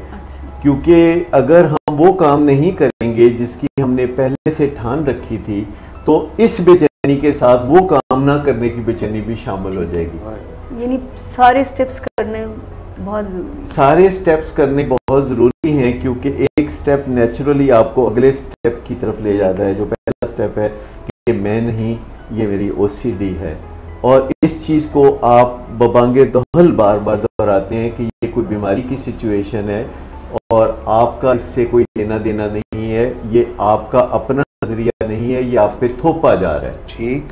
और दूसरा जो इसमें कदम है वो आप ये दोहराते हैं कि मेरे दिमाग ने किसी गलत फहमी की बुनियाद पर बाय डिफ़ॉल्ट ये तर्ज अमल सीख लिया है।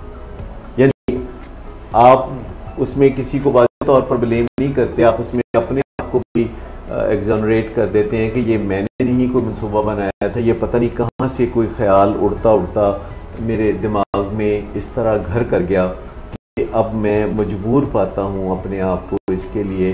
तो पहले ख्याल के साथ एक दूसरा ख्याल शामिल हो गया, ये मैं नहीं, ये ब्रेन डिसऑर्डर है, ये मैं नहीं, ये बीमारी है, ये मैं नहीं, ये OCD है। और दूसरा कदम यह है कि मेरे दिमाग ने ऐसा गलत फहमी से बाय डिफ़ॉल्ट किसी तरह सीख लिया है और जिससे कि मेरे लिए मुश्किलात का सामना है। और तीसरा जो चीज़ है वो आप यूँ करते हैं कि वो क्या बात थी, जो काम था जो मैं करने जा रहा था। असल के ज़्यादातर ऐसे जो क्लाइंट्स हैं वो बताते हैं कि उनके जो दूसरे रोज़मर्रा के काम हैं जिनसे वो सारे बिल्कुल गड़बड़ हो जाते हैं और उनकी एंग्जाइटी अलग जमा हो जाती है और उनकी ज़िंदगी उज़्वे मुअत्तल बनकर रह जाती है।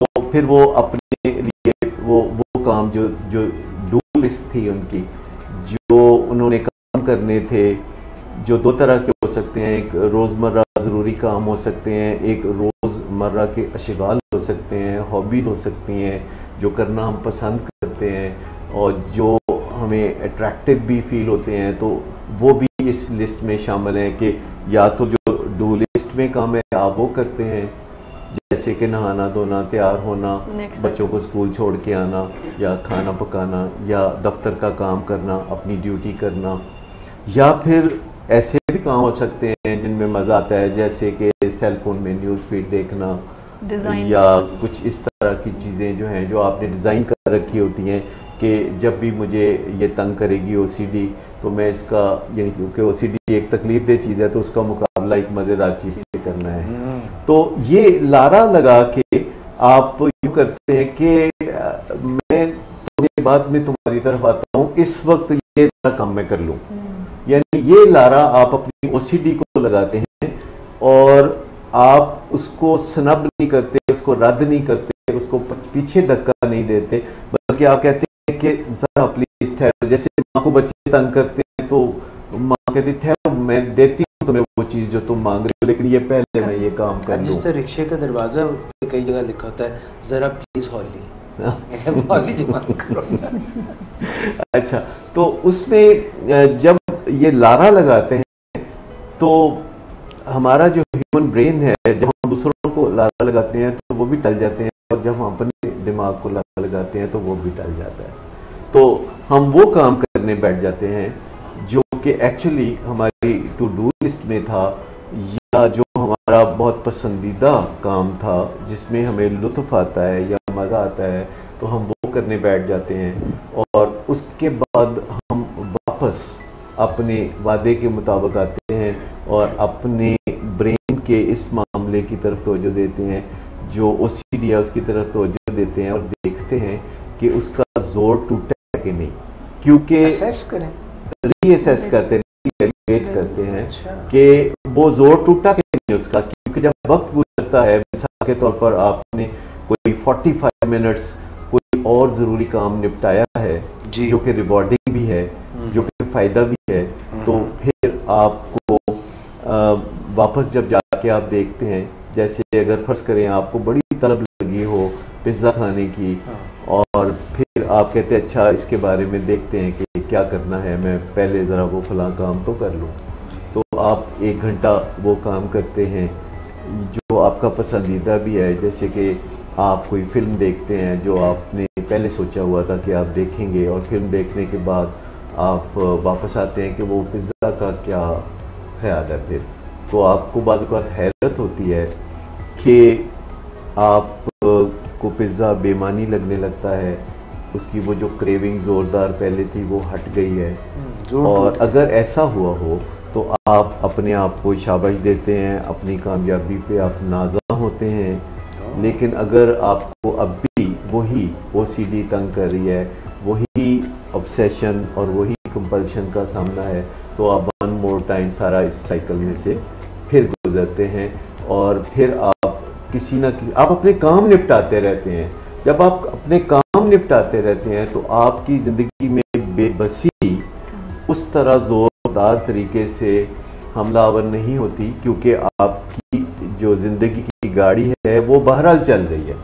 और जब हमारी ज़िंदगी की गाड़ी सही डायरेक्शन में चलती रहती है तो हमें जो इत्मीनान रहता है, हमें वो रिलैक्सेशन रहती है, क्योंकि जब हमारी ज़िंदगी की गाड़ी रुक जाती है तो उससे जो है बड़े मसाइल होते हैं। क्योंकि एक तरफ हमें कोई बीमारी तंग कर रही है, दूसरी तरफ उस बीमारी के बावजूद हम अपने काम काज करे जा रहे हैं। तो जैसे किसी को डायबिटीज़ है लेकिन वो अपना फंक्शन किया जा रहा है, किसी को ब्लड प्रेशर है तो वो फंक्शन उसका सही है, तो उसको आसानी होगी बनिस्बत इसके कि अगर किसी को हार्ट अटैक हुआ है या डायबिटीज़ में कोई ज़ख़म हो गया है और हॉस्पिटल में दाखिल होना पड़ा है और फंक्शनैलिटी ख़त्म हो गई है, हर रोज़ जो है काम जमा हो रहा है, तो उससे जो तफक्कुरात हैं वो 1+1 नहीं होंगे बल्कि 1+1 की बजाय 11 हो जाएंगे। सर, ये 4 स्टेप्स यूज़ करने से क्या ओसीडी की शिद्दत में भी कमी आती है, यानी उसकी फ्रीक्वेंसी भी कम होती है? हाँ, क्योंकि ब्रेन केमिस्ट्री चेंज हो रही होती है ना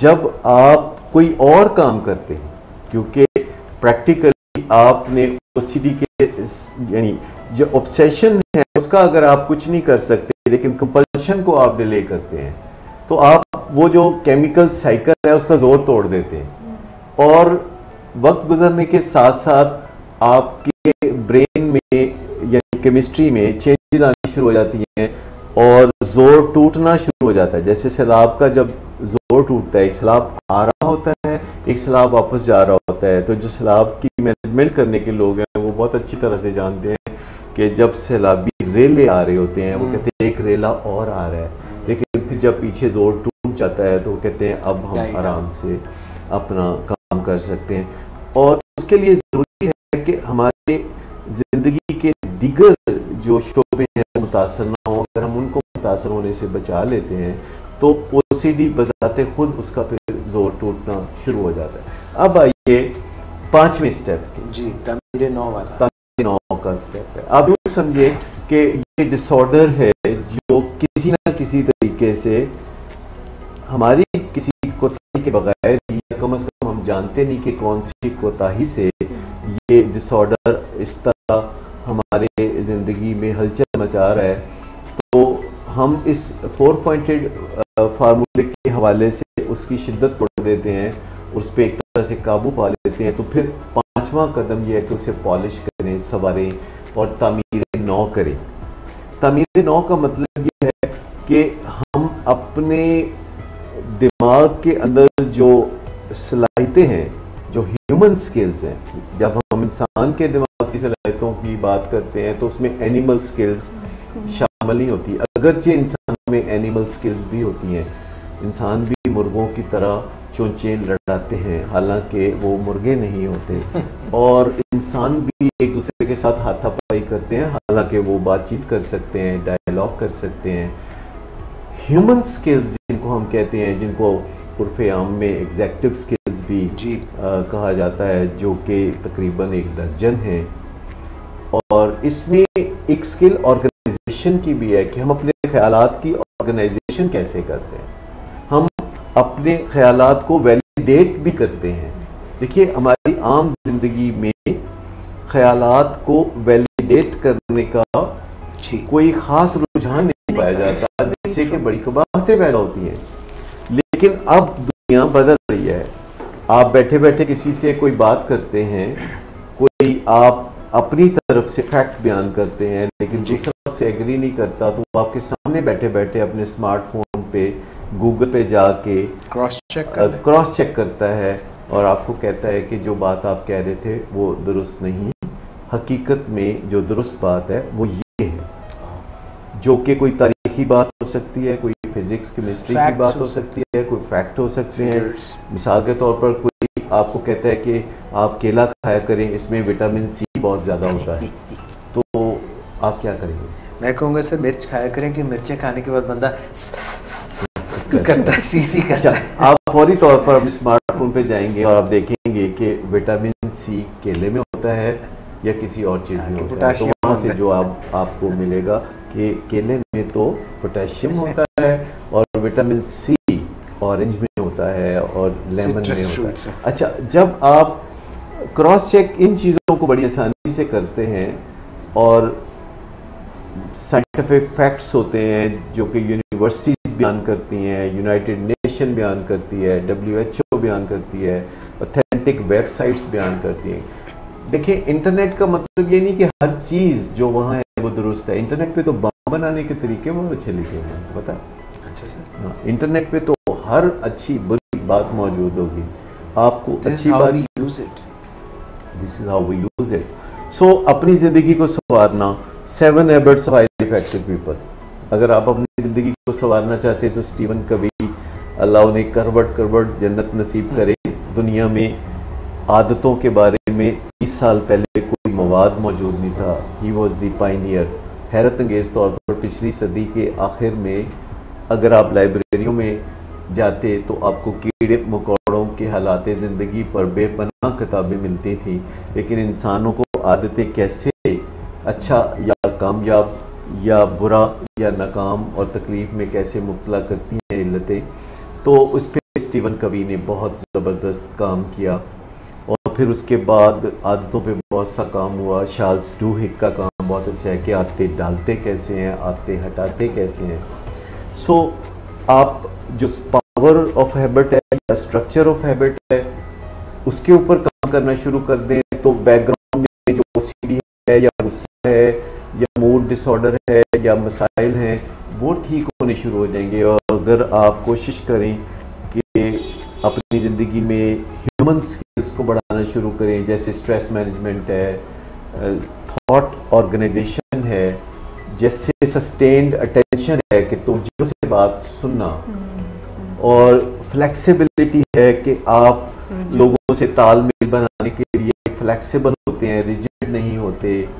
मेटाकॉग्निशन है कि आप अपने बिहेवियर को ऐसे देख सकते हैं जैसे आप कुछ दूर फासले पे खड़ा कोई समझदार इंसान आपके रवैयों को देख सकता है। जो तो प्रोग्राम भी करती हैं टीनेज एग्जीक्यूटिव्स, ये बताइए ना कि क्या ये जो क्या फर्क पड़ता है सैटरडे को 5 बजे। जी सर मेरे ख्याल से जो जितनी भी आपने नाम लिया स्ट्रेस मैनेजमेंट और मेटाकॉग्निशन की, रिस्पॉन्स इनहिबिशन बहुत रोल प्ले कर सकती है इम्पल्स कंट्रोल करने के लिए। रिस्पॉन्स इनहिबिशन कि आपका जो पहला ख्याल आता है नादर ख्याल कि कुछ ना कुछ ऑर्डर कर लिया जाए, उसको फॉलो करूंगा तो क्या कॉन्सिक्वेंसेस होंगे और नहीं करूंगा तो क्या तो कॉन्सिक्वेंसेस। ये जितनी ह्यूमन स्किल्स हैं उनको 12 में तकसीम कर दिया गया ताकि आप किसी एक पे कोई काम कर सकें, फिर अगले दिन दूसरे पे काम कर सकें। ये जो सेल्फ डायरेक्टेड बिहेवियरल थेरेपी है जिसे CBT भी कहते हैं, ये कोई बहुत गंभीर चीज़ नहीं है। साइंसदानों ने इसको इतना सादा बना दिया है कि हर बंदा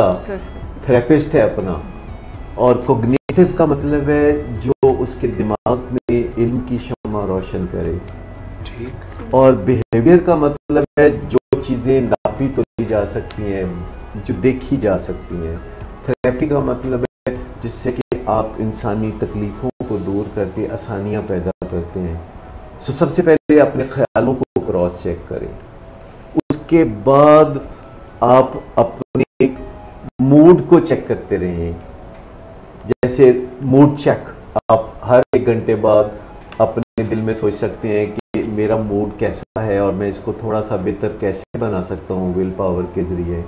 और जब ख्याल बेहतर होते चले जाएंगे, सॉलिड और साइंटिफिक होते जाएंगे, मूड बेहतर से बेहतर होता जाएगा तो बिहेवियर पे असर पड़ेगा। नहीं तो आप बिहेवियर को बराह रास्त बेहतर बनाने के लिए, अपनी बॉडी लैंग्वेज को बेहतर बनाने के लिए, अपने बर्ताव को बेहतर बनाने के लिए, आप दूसरों से तालमेल को बेहतर बनाने के लिए कुछ कोशिश करते हैं।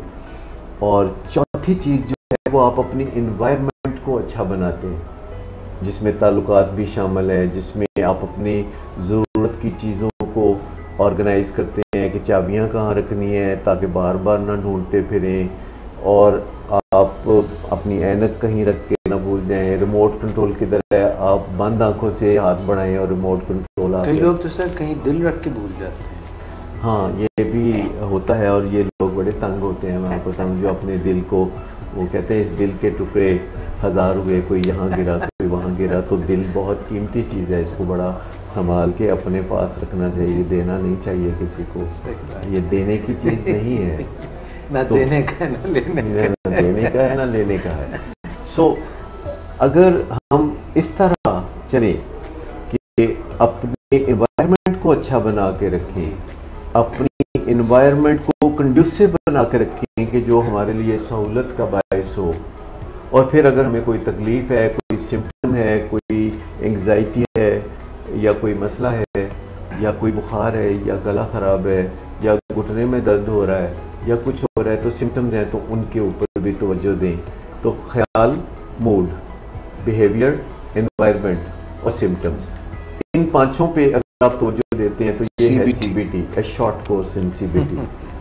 सर इसका मतलब ये हुआ कि हम ये 5 स्टेप्स के ज़रिए इनफैक्ट हम अपनी सोचों और रवैयों पर काम करके अपने ब्रेन को रीट्रेन कर रहे हैं। सो ये रीट्रेनिंग होगी। रीट्रेन है ब्रेन, बहुत अच्छी बात आपने कही कि ब्रेन, ये हमारा ब्रेन है, इसको हम सिधा सकते हैं। जैसे हमारा कंप्यूटर है वो हमारा एक एक्स्ट्रा ब्रेन है। जब हम अपने कंप्यूटर की बात करते हैं, डेस्कटॉप है या लैपटॉप है या स्मार्टफोन है, तो एक तो हमारा अपना ब्रेन है, एक हमने अब छोटे छोटे ब्रेन पाल रखे। अंदाज़ा करिए जैसे लोग शेर पाल रखे हैं।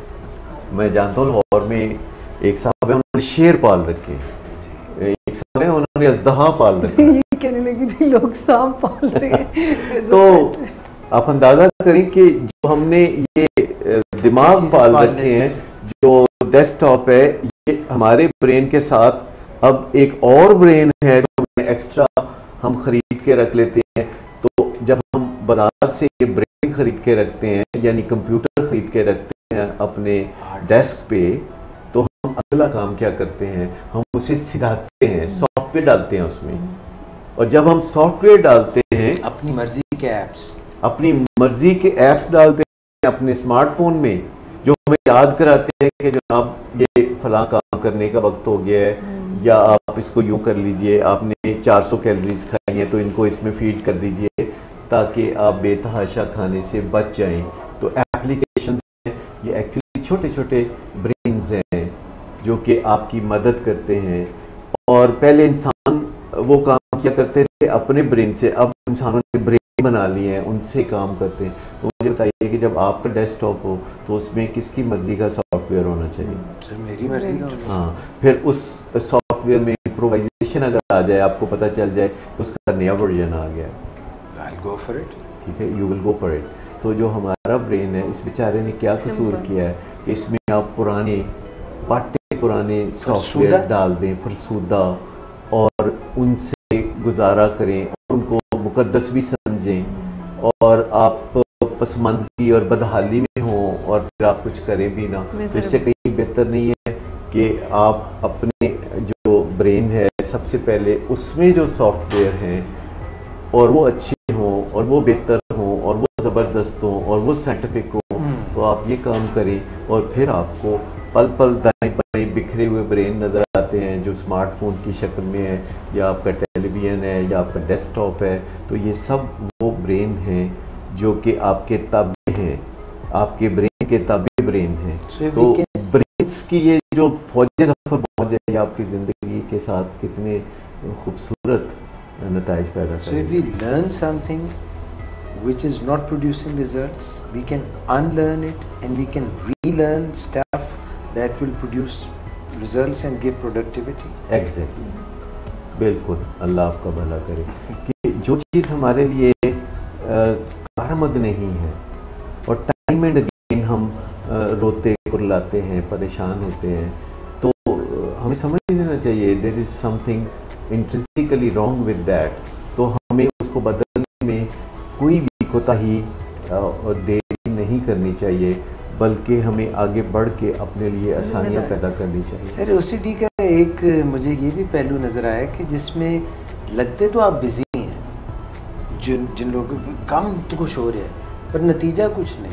यानी ऐसे ही जिस तरह आपने किसी जगह पे पहुंचना है from point A to point B, और आप एक ही जगह पे कहें मैं दौड़ी जा रहे हैं, मैं पहुँचने दी, मगर ट्रैवल आप एक डायरेक्शन में नहीं कर रहे, वहीं पे फंसे हुए। देखिए, जिसे हम कहते हैं कि जो पतली चीज़ों में से मोटी चीज़ें निकालने की कोशिश है, अल्टीमेटली वो होगा कुछ नहीं। तो लोग जो छोटी छोटी बातों में परफेक्शनिज्म के पीछे पड़ जाते हैं, तो जो बड़े प्रोजेक्ट हैं वो अधूरे रह जाते हैं। बड़े प्रोजेक्ट्स को मुकम्मल करने के लिए बाज़ औक़ात आपको फोकस अपना उसी जानिब रखना पड़ता है। और अगर आप वो छोटी छोटी चीज़ें, जैसे फ़र्ज़ करें किसी ने इम्तिहान की तैयारी करनी है और इम्तिहान की तैयारी के लिए वो 10 और एहतमाम करता है और फिर वो पढ़ने बैठता है, तो इतनी देर में पढ़ाई का वक्त ही ख़त्म हो जाता है। तो उसके लिए वो जिसे कहते हैं ना, वो मूड बनाते बनाते वो जो असल काम है वो रह जाता है। तो हमें ये देख लेना चाहिए कि प्रायोरिटाइज कैसे करना मुमकिन है, तरजीहात को दुरुस्त रखना कैसे मुमकिन है, और चीज़ों को उतनी एफर्ट हम दें जितनी कि वो डिज़र्व करती हैं, और जो चीज़ ज़्यादा एफर्ट डिज़र्व करती है उसको ज़्यादा दें, क्योंकि एफर्ट हमारे पास लिमिटेड है।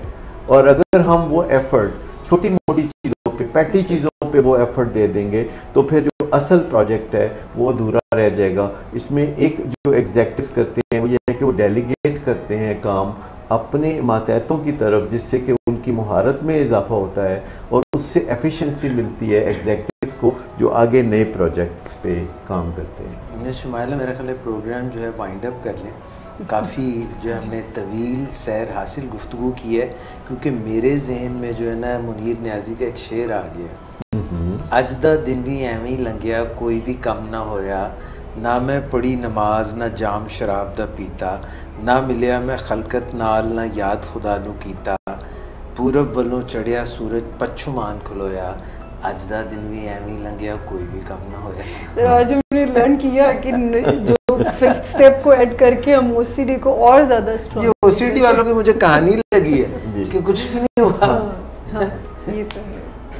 ये बड़ा ही मुनीर न्याज़ी बहुत ही ज़बरदस्त शायर मैं समझता हूँ ये शायर लोग समो देते हैं बहुत बड़ी बड़ी हकीकतें 2 मिसरों में, जिन्हें शेर कहते हैं। मिर्ज़ा गालिब तो इसमें यद-ए-तुला रखते हैं, लेकिन मुनीर नियाज़ी भी अपने पहलू से एक ज़बरदस्त शायर हैं और बहुत सी इंसानी कैफियत को समझने में मदद देते हैं। Doctor Sadaqat Ali, thank you very much. नाज़रीन, हर जुमे को हमारी मुलाकात होती है यू आस्क्ड फॉर इट में, और आज हम वहम की बीमारी, वसवसों की बीमारी, OCD की बीमारी, इसके मुतालिक बात कर रहे थे। और ये जो हमें इंग्लैंड से आया था मुरासला, इसके मुतालिक बात कर रहे थे। आई एम सो थैंकफुल, आपने बड़ी डिटेल में बात की। असिस्टेंट डायरेक्टर हमारे विलिंग वेज में, आप हर सैटरडे को 5 से 6 बजे के दरमियान मिस शुमाइला बतूल, क्लिनिकल साइकोलॉजिस्ट, ज़बरदस्त प्रोग्राम होता है, मैं खुद बड़े शौक से सुनता हूँ रात को वॉक करते हुए। सर कल आप उसमें शामिल हो रहे हैं? हो जाऊंगा, इसमें क्या बात है। आज मिस शुमाइला ने हमारे प्रोग्राम में शमूलियत की है, तो कल इनके प्रोग्राम में हम शामिल हो जाएंगे ज़रूर। और मैं आपको बताऊँ, जो फीडबैक आता है विलिंग वेज के पेज से, दुनिया के पता नहीं किस किस मुल्क से आपको फीडबैक मिलता है। चूँकि फासले सिमट गए हैं, फेसबुक पे इनबॉक्स पे लोग मैसेज भेजते हैं, बराह रास्त मैसेज भेजते हैं, और जब हमें नज़र आता है कि हमारे काम की लोग सराहना करते हैं तो और भी जज्बा काम करने का बढ़ता है। सर बल्कि रिसेंटली, मैं आपको भी नहीं बता पाई, रिसेंटली एक मुझे भी इनबॉक्स आया कि कोई मलेशिया में खातून है जो कि है पाकिस्तानी, लेकिन वहाँ पर उन्होंने अपना रिसर्च और वो सारा साइकोलॉजी रिलेटेड है, तो उन्होंने कहा मुझे बहुत अच्छा लगा, क्योंकि उन्होंने अपना थीसिस एग्जेक्टिव स्किल्स पर किया था। तो उन्होंने कहा मुझे बहुत अच्छा लगा कि हमारे मुल्क में भी इस तरह के टॉपिक्स को लेकर आ रहे हैं और ये ऑर्गेनाइजेशन, और मैं बहुत अच्छा फील करती हूँ। और उन्होंने मुझे बल्कि कहा कि अगर आप मुझसे कोई कांटेक्ट करना चाहें और मेरी किसी हेल्प, आप कोई हेल्प कर सकें, उनको लेना भी मिक्स पे आप लें उनको, और जी सर, मैं अभी रिसेंटली मैंने देखा और उस पर ज़रूर मैं उनको इनबॉक्स करूँगी। आप दोनों का बहुत बहुत शुक्रिया। नाजरीन, आपका भी बहुत बहुत शुक्रिया, आप हमारे साथ होते हैं। मैं माजरत चाहता हूँ कि आपके जो कमेंट्स होते हैं वो हम कुछ अरसे से शामिल नहीं कर पा रहे, मगर मैं डॉक्टर सदाकत से भी रिक्वेस्ट करूँगा, और आइंदा हम कोशिश करेंगे कि आपकी कॉल्स को भी शामिल करें, और जो आपके कमेंट्स चल रहे होते हैं लाइव प्रोग्राम्स में उनको भी शामिल करें। अपना बहुत ख्याल रखिएगा, इंशाल्लाह फिर मुलाकात होगी। अल्लाह हाफ़िज़।